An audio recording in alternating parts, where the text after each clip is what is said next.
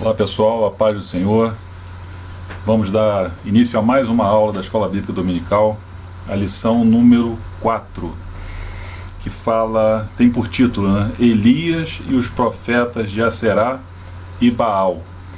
Na lição anterior, a lição número 3, falou sobre Acabe e o profeta Elias, das discussões, das lutas e de tudo que aconteceu entre os dois. E agora a gente avança um pouquinho mais e a gente vai falar dessa passagem que é tão rica e tão interessante de um dos profetas que a gente pode extrair do livro de Reis, quando fala de Elias, tantas e tantas coisas para a nossa vida, e é um texto sempre atual.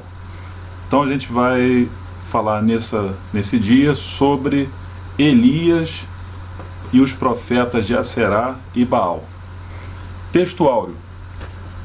Então caiu fogo do Senhor e consumiu o holocausto e a lenha e as pedras e o pó, e ainda lambeu a água que estava no rego. 1 Reis 18, versículo 38. Verdade prática: o Senhor sustenta com sua forte mão todos os que estão dispostos a proclamar a verdade de que Ele é o único Deus digno de adoração. Introdução. O profeta Elias é um dos mais relevantes personagens da Bíblia. Foi ele que apareceu com Moisés no Monte da Transfiguração, conversando com Jesus. Este destacado profeta é, sem dúvida, um modelo de servo perseverante e fiel para todo cristão. Nesta lição, veremos como Elias desafiou corajosamente a idolatria em Israel, como orava de modo simples, mas cheio de confiança, e como, apesar de tudo que fez, expôs sua humanidade ao cair em desânimo. E essa é uma parte muito interessante que a gente vai abordar um pouquinho mais à frente, que é exatamente essa parte humana do profeta. Quando a gente lê a Bíblia e a gente enxerga a quantidade de milagres, de prodígios, de sinais, se a gente não parar para pensar que aqueles homens e mulheres, tanto do Velho e do Novo Testamento, eles eram pessoas de carne e osso. Eles não tinham poderes sobrenaturais. Eles não tinham nada além do poder de Deus sobre a vida deles. E mesmo assim, eles continuavam sendo homens e mulheres sujeitos a qualquer coisa que acontece a cada um. Todos eles nasceram, todos eles morreram. Então, óbvio, né? Isso aqui é uma aula de Escola Bíblica Dominical.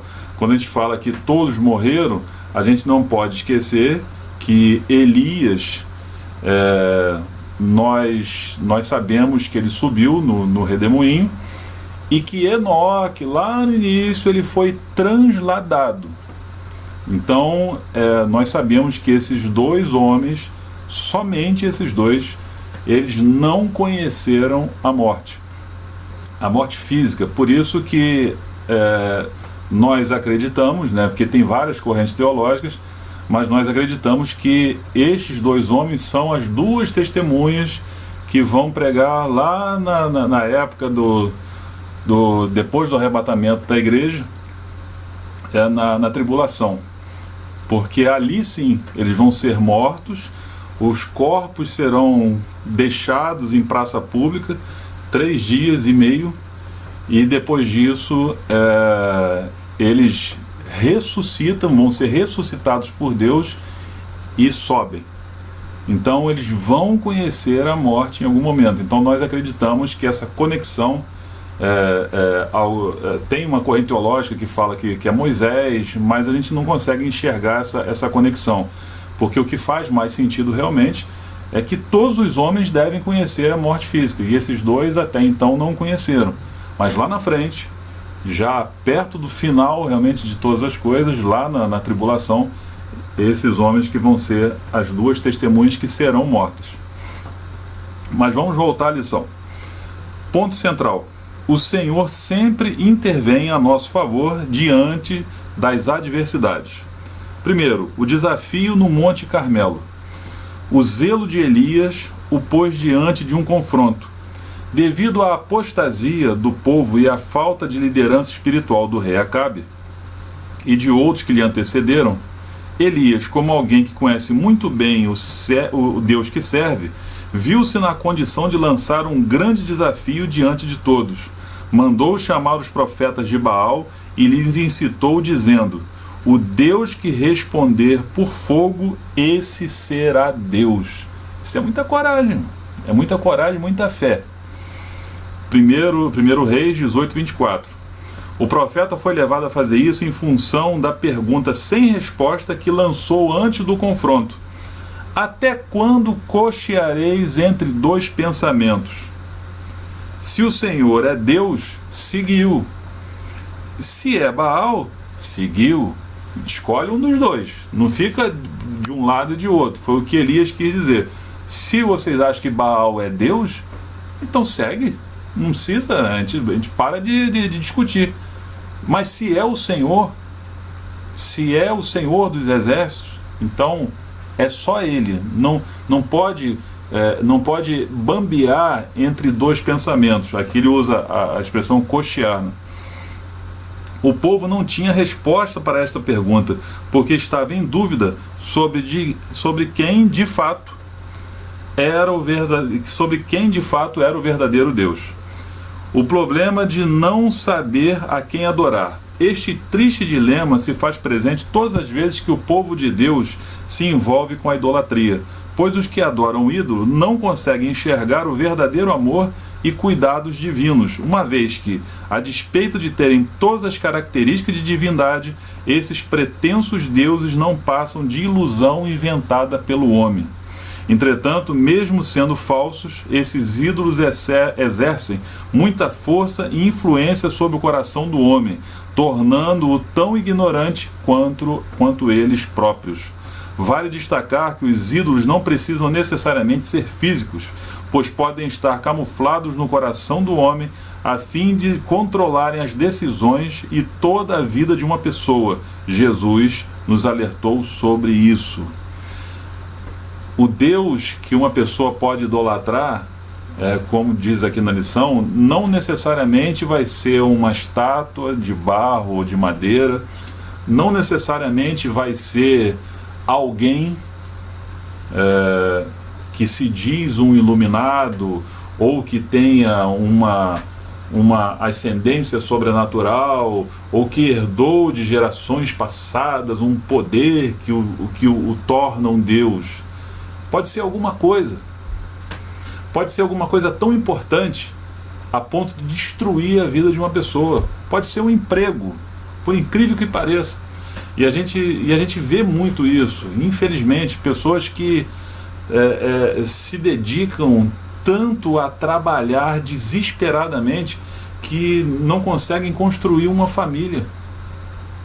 Enriqueceram, acumularam riquezas de uma maneira tão grande, tão admirável até, se você parar para olhar a trajetória, mas a que custo, a que preço? Pode ser uma casa, pode ser o que for, desde que isso tome o lugar de Deus no coração. Isso se torna um ídolo. O mundo ele tem, e deveria ser só o mundo, mas a gente já viu isso infiltrado no meio do povo de Deus, que são os ídolos gospel. O mundo tem ídolo para tudo que é lado. Tem os cantores, os artistas cinematográficos, de televisão, e dentro do povo de Deus já tem os ídolos também, que são aqueles, principalmente os cantores. Esses já são ruins, mas pior é quando são os pastores midiáticos, que você, à luz de um evangelho simples, a maioria desses homens não passa numa prova de um evangelho simples. Porque o que Jesus pregou era de uma simplicidade tão grande que assusta esses homens. Porque o que eles vendem é que um milagre não tem preço. Já que não tem preço, você tem que dar tudo que você tem. E as pessoas fazem isso. Fazem porque não conhecem, por ignorância, né, no sentido de ignorar, de desconhecer, ignoram que é dado de graça. E ninguém detém o poder. Ninguém. Até a pessoa que recebe um dom de Deus, um dom que a Bíblia já coloca ali, dom de maravilha, dom de cura, dom de profecias, até isso, se a pessoa que recebeu esse dom, se ela pagou o preço para receber esse dom, e ela começa a usar isso de maneira indiscriminada, ela vai pagar outro preço, só que é um preço de um arrependimento absurdo, porque vai ser terrível, porque ninguém brinca com Deus. E a pessoa que consegue, ela recebe de Deus um dom que é único e exclusivamente para ser usado na obra, e de graça, de graça, de graça. Não existe nenhum pagamento para dom, para nada. Mas é o que nós vemos, infelizmente. Então essas pessoas que por ignorância ou desespero, também é um outro caso, por desespero se colocam na condição de venerar pessoas como se fossem ídolos, carecem de conhecimento, carecem de ajuda, para que possam entender aquilo que é simples, é o Evangelho, é aquilo que o Senhor ficou aqui durante alguns anos do seu ministério, aqui, o ministério que eu digo, o efetivo que a Bíblia relata, como o primeiro milagre nas bodas e até o último, mas os próprios evangelhos falam que se tivessem que enumerar os milagres, não teria livros que suportassem essa escrita toda. Não tem como. Naquela época ele já falava isso. Imagina hoje, depois de 20 séculos, onde eles viram os milagres, presenciaram os milagres e viram tantas e tantas coisas. E ele mesmo passou por aqui, se permitiu ser visto como homem e Deus ao mesmo tempo. Aí tudo que ele fez foi de graça, tudo que ele fez foi com amor, tudo que ele fez foi sem esperar nada. Ele ainda ensinava isso. Não esperem nada. Não esperem nada. Não esperem nem daqueles que são próximos, porque o profeta não tem honra na sua própria casa. Tudo ele ensinou. Então hoje, quando a gente vê, isso é algo que a gente precisa falar, mas que particularmente, para mim, é tão desgastante, no sentido de irritar, porque algo que te desgasta, chega um momento que começa a te irritar. E falar sobre isso tem hora que irrita, porque você quando vê pessoas que têm acesso às massas num grande canal, ou conseguem, ao invés de buscarem passar o Evangelho como Jesus ensinou, eles pregam algo em benefício próprio, como se fossem os detentores do milagre. Irmãos, o preço para isso vai ser muito caro. E não sou eu que digo, não, é porque com a palavra de Deus ninguém brinca. O que vai acontecer, irmão, eu não sei, e com toda sinceridade, não me interessa saber. Não me interessa. Porque não são leigos, são pessoas que conheceram a Jesus e se perderam no meio do caminho e usam a palavra de Deus como fonte de renda e enriquecimento, em detrimento das pessoas que estão ouvindo. Você acha que uma pessoa dessa está preocupada? Uma pessoa que pede para quem chega lá para dar tudo? Não faz o menor sentido.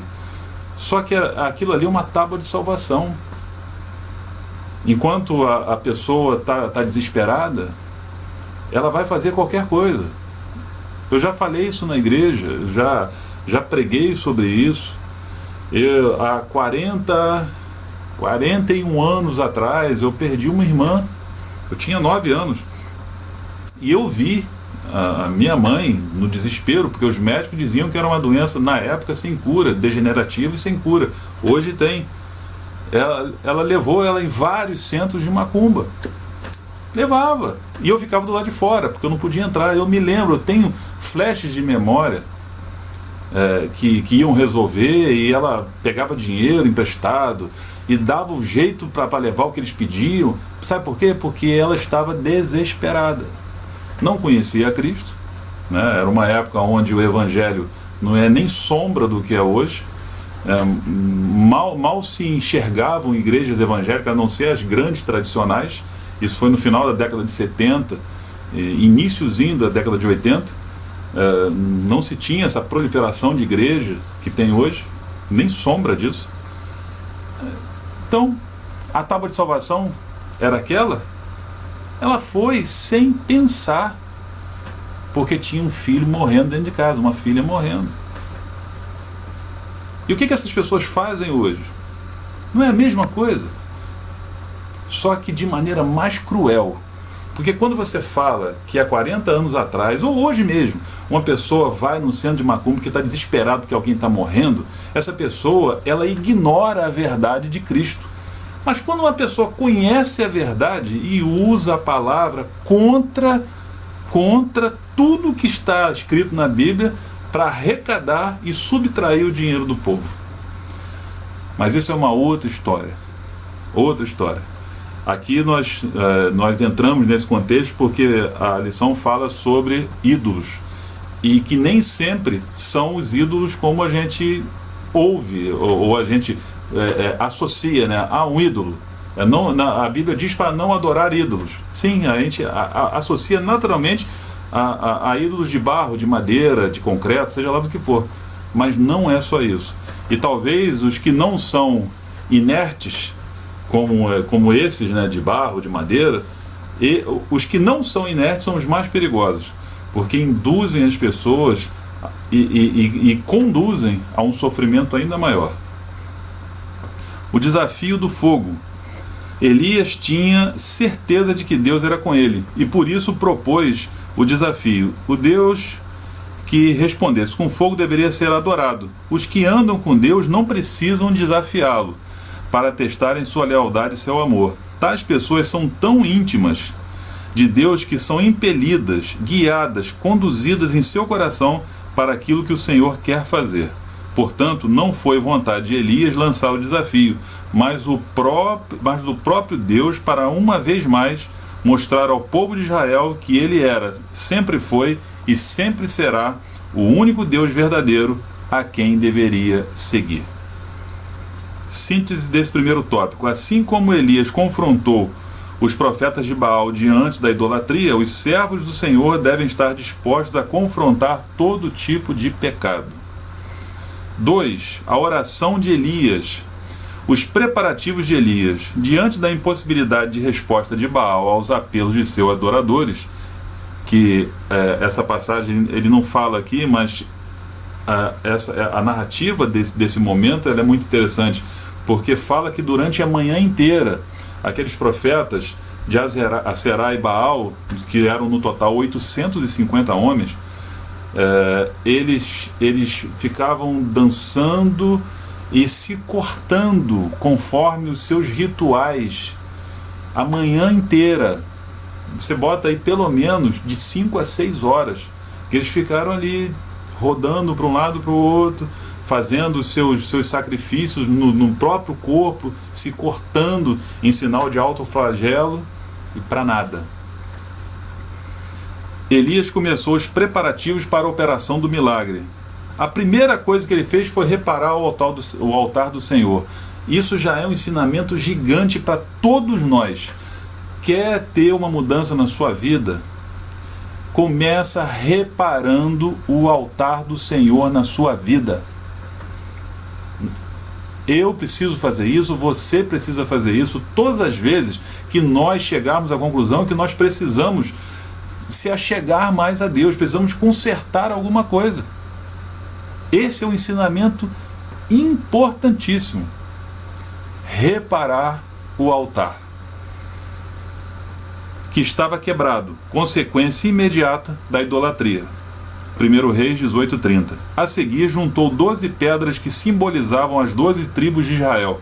Cavou um rego em volta do altar, colocou a lenha, dividiu o bezerro em pedaços sobre a lenha e pediu para que se derramasse 12 cântaros de água sobre o altar. Detalhe, esse fato aconteceu depois de mais de 3 anos de seca, sem uma gota d'água cair do céu, porque assim Elias avisou aquele povo que por causa da corrupção e da idolatria isso ia acontecer. A seca era terrível, 3 anos, mais de 3 anos, foram 3 anos e meio, sem uma gota d'água. E ele pede para trazer água, que naquele momento era o líquido mais precioso que o ouro, porque o ouro a pessoa morria, não conseguia beber. Mas se ela tivesse água, ela continuaria viva. Ele mandou que derramasse 12 cântaros de água sobre o altar, de modo que ficasse totalmente encharcado o que estava nele e o rego em sua volta. Uma oração confiante. A oração de Elias foi simples e curta, contrastando com as súplicas dos profetas de Baal. Elias queria mostrar que para Deus responder não são necessárias cerimônias especiais, sacrifícios ou mutilações. Basta o exercício da fé no verdadeiro Deus. É relevante ressaltar que o profeta Elias, em sua oração, declarou diante do povo que o Deus a quem ele orava era o mesmo Deus dos patriarcas Abraão, Isaque e Jacó, e que pelo fato de também ser um servo de Deus e estar cumprindo a vontade dele, tinha direito à manifestação divina como resposta. Nesta oração, o profeta expõe o verdadeiro motivo de ter erigido aquele altar e da necessidade de Deus responder com fogo, para que este povo conheça que tu, Senhor, és Deus e que tu fizeste tornar o seu coração para trás. Olha que interessante. Elias fala assim, ele tinha certeza do Deus que ele servia, mas aquele povo era aquele que antes ele perguntou assim: até quando vocês vão bambear, cochear entre dois pensamentos, entre Deus e Baal? Se escolham, não fica em cima do muro. Se vocês querem servir Baal, que sirvam, mas se é para servir a Deus, façam com seriedade. E aqui ele diz: para que este povo conheça que tu, Senhor, és Deus. É uma confiança tão grande, mas ao mesmo tempo um ensinamento, porque ele não precisava dizer isso para Deus, mas aquelas pessoas ouviram, e aquilo foi mais impactante, porque eles passaram horas, aquele povo, eles estavam num patamar mais elevado, eles viram durante horas os profetas de Baal, que julgavam fazer milagres e operar milagres, passando vergonha. E de repente Elias chega, constrói ali o altar, repara, faz ali um altar, retalha o bezerro, corta ele em pedaços, manda derramar a água, que era o bem mais precioso que aquele povo tinha naquele momento, depois de tanto tempo sem chuva, e ele simplesmente faz isso, uma oração de, sei lá, 1 minuto e meio, se muito. Mas no meio desse 1 minuto ele fez mais um ensinamento, para que este povo conheça, porque aquele povo teimava em não conhecer e já estava se pervertendo a Baal e a Azerá. A misericórdia de Deus. Na oração de Elias está claro que o desejo de Deus era que seu povo se voltasse para ele através daquela demonstração de poder. A descida do fogo que consumiu o holocausto, a penha, as pedras, o pó e ainda secou toda a água que estava ao redor do altar, é uma exata comprovação não apenas de que ele é Deus e está acima de tudo e de todos, mas de que ele estava dando a Israel uma nova oportunidade de comunhão. A reação do povo foi unânime em reconhecer que o Eterno é o Deus verdadeiro. Com isso, a seca que já durava 3 anos e meio terminou. Elias subiu ao cume do Monte Carmelo, orou a Deus e caiu uma abundante chuva, porque foi isso que Elias falou. Ele falou que não choveria até que ele pedisse a Deus. Isso é muita intimidade. Isso é muita intimidade com Deus, isso é muita vida com Deus, é muita abnegação de tudo, sabe, se desprender de tudo e viver o espiritual. Tópico 3. Elias em Horebe. Os feitos e a exaustão do profeta. Elias chegou à exaustão diante de tantos embates que enfrentou para fazer o povo de Deus retornar ao caminho. Isso mostra que até mesmo os crentes mais fiéis podem vir a sofrer depressão e desânimo na sua caminhada, mesmo depois de serem usados pelo Senhor de forma extraordinária, como foi Elias. Isto significa que aqueles que ascendem em posição na obra de Deus também podem descer em proporções iguais. Vejamos os grandes feitos de Elias em sequência. Conseguiu reunir o povo no Carmelo através de Acabe, seu inimigo. Fez descer fogo do céu no altar molhado e fez o povo, mesmo em rebeldia, se dobrar diante do Senhor. Eliminou cerca de 850 profetas de Baal e Aserá, que recebiam apoio do rei. Fez chover após grande período de seca. Correu mais depressa que a carruagem de Acabe e foi sustentado por um anjo. É muita coisa, irmão. O que para nós, olhando para um homem como esse, dá-se a falsa impressão de que ele é um super-homem ou um super-humano, mas não é.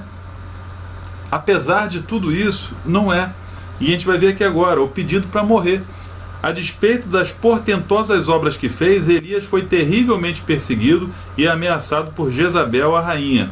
A opressão foi tanta que o profeta, tomado de um sentimento de autopiedade, mesmo fugindo para não morrer, desejou a morte em seu íntimo. Por isso, a Bíblia afirma que Elias era um homem sujeito às mesmas paixões que nós. A resposta de Deus. Elias, primeiro, ele opera em nome de Deus milagres impressionantes. Aí vem a exaustão, aí o lado físico dele, o homem natural dele cansa, sua mente cansou, porque ele foi capaz de fazer coisas inacreditáveis, desafiar 850 profetas ao mesmo tempo, e quando uma mulher, que nem era rainha, embora tivesse poder sobre ele, embora ela não fosse quem deveria mandar, era a rainha, né? Mas me expressei mal, mas o que eu digo é que ela não deveria ter o poder, mas ela tinha uma influência muito grande sobre o rei. Ela diz que vai matá-lo. E o que esse homem faz? Depois de tudo, ele corre, ele se esconde na caverna e pede para morrer. Sabe por quê? Porque como a Bíblia nos ensina, e nós acabamos de ler, que no livro de Tiago diz que Elias era um homem sujeito às mesmas paixões que nós. Somos pessoas, homens e mulheres de Deus, que buscam intimidade com Deus, mas cansamos também. E isso não é vergonha, nem é demérito. Isso é sinal de humanidade. É sinal de que a gente pode sim ter momentos de fraqueza, de queda, de vontade de sumir, vontade de não levantar, mas que o Espírito Santo que habita em nós, ele continua ali. E aí, no momento certo, no momento exato, essa força ela vai renascer, seja até por um tratamento médico, que não era o caso, porque ali quem tratou com Elias foi Deus direto. A resposta de Deus: Deus interveio de forma miraculosa, enviando até Elias um anjo que trouxe pão e água. Ele estava ali pedindo para morrer. Aí de repente um anjo vem e traz pão e água para ele, tirando daquela situação de intenso desânimo. Nisto depreendemos que a comunhão e a palavra estavam à disposição do profeta. A partir de então ele se deixou levar pelo mover de Deus através do vento, do terremoto, do fogo e da voz mansa e delicada. Elias teve a oportunidade de confessar seu estado de desespero, e Deus lhe deu novos sentidos para continuar seu ministério. Ungir Hazael como rei da Síria, Jeú como rei de Israel e Eliseu para lhe suceder como profeta. E aqui tem uma passagem interessante, que nessa hora, onde, não diz aqui, mas se você pegar 1 Reis 19, você vai ver lá, é o discurso de Elias. O discurso de Elias é interessante, que ele fala assim: ah, Senhor, eu tenho sido tão zeloso da tua palavra, tão zeloso, fiz tudo que o Senhor mandou, mas estou tão cansado, até porque só eu sobrei, só tem eu, não tem mais ninguém, eu estou tão sozinho, é melhor morrer mesmo. Aí Deus responde para ele: oh, filho, levanta, porque tem 7.000 que não se dobraram como você. Você está dizendo que está sozinho. 7.000 é o suficiente para você fazer o que eu mando? Porque você sozinho, eu contigo, você nunca vai estar sozinho. Você vai fazer coisas inacreditáveis. Mas como eu te conheço, sei que você também é humano, então eu fortaleci 7.000 pessoas para te ajudar. Tá bom? Aí Elias se levanta. Depois de ouvir a voz de Deus, de ouvir a resposta de Deus, Elias se levanta e segue a caminhada. Conclusão: a vida de Elias é um exemplo para todo crente que fielmente serve ao Senhor. Ainda que à sua volta quase todos estejam contaminados pela idolatria e toda forma de injustiça, o cristão não pode perder o ânimo e a vontade de lutar pela causa do Senhor. Elias é exemplo do cuidado e da fidelidade de Deus quando o crente fiel decide seguir o que a palavra de Deus ensina e não aquilo que a maioria acha que está certo. Elias é exemplo do cuidado e da fidelidade de Deus quando o crente fiel decide seguir o que a palavra de Deus ensina e não aquilo que a maioria acha que está certo. Porque hoje nós vivemos a era de um evangelho relativo. O que é isso? É relativo, é atual. Isso aqui a gente vai ter um pouquinho mais de complacência, a gente vai ter um pouquinho mais de cuidado em tratar esse pecado aqui, porque esse é um pecado contemporâneo, esse é um pecado atual. Na época que a Bíblia foi escrita, não tinha isso. Então é diferente. A gente não pode tratar ferro e fogo. O pecado, a prática do pecado, as práticas que Deus abomina, tudo isso era diferente. Agora nós estamos numa outra época. Não faz isso não, senão já viu, né? Pode dar problema. Será que é isso que o Senhor espera de nós? Não é. O autor foi muito feliz aqui nessa conclusão. A palavra de Deus ensina, seguir a palavra de Deus e não aquilo que a maioria acha que está certo. Todo mundo pode dizer para você que está certo, mas se as Escrituras e o Espírito Santo de Deus que está dentro de você te disser que está errado, é errado e acabou. Não tem errado ou meio erradinho, meio errado, errado mais ou menos, errado relativo. Errado é errado. Pecado é pecado.